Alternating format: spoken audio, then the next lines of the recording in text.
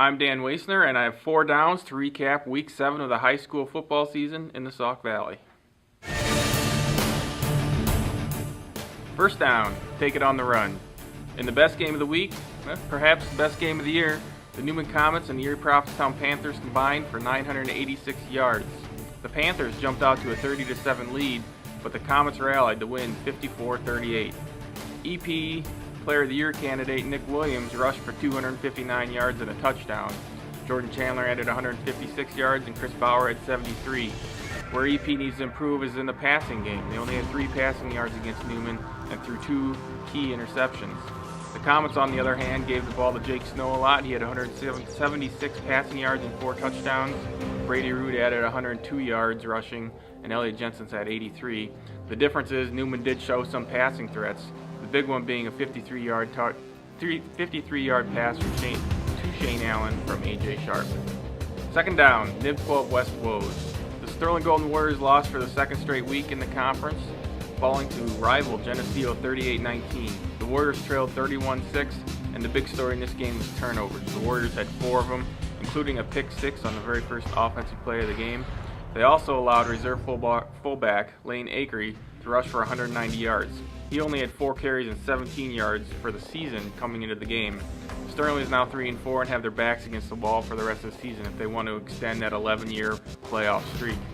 The Dixon Dukes also couldn't build off the momentum of a win over LP in Week 6 and fell behind Ottawa 42-0 at AC Bowers Field on Friday.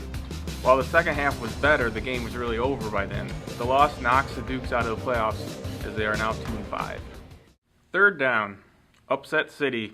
This is kind of like the Hail Mary for our 4 downs this week. The Milledgeville Missiles came into Week 7 with a 1-5 record. They were going to Freeport to play Ackman, who was ranked number 8 in Class 1A.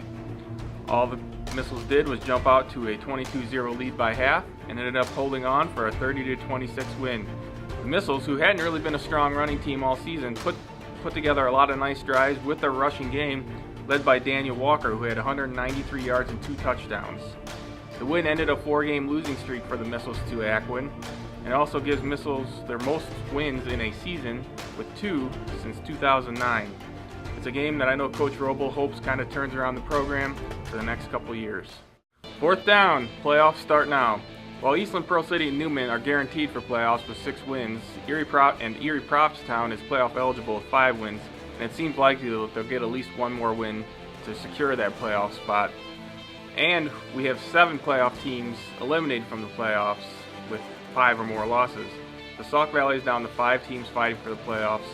All 5 of them have 4 losses now after 7 weeks.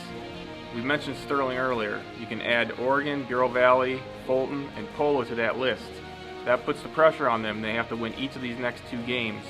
And it could set up in the Three Rivers North. BV and Fulton play each other in Week 9 if both teams can win in Week 8.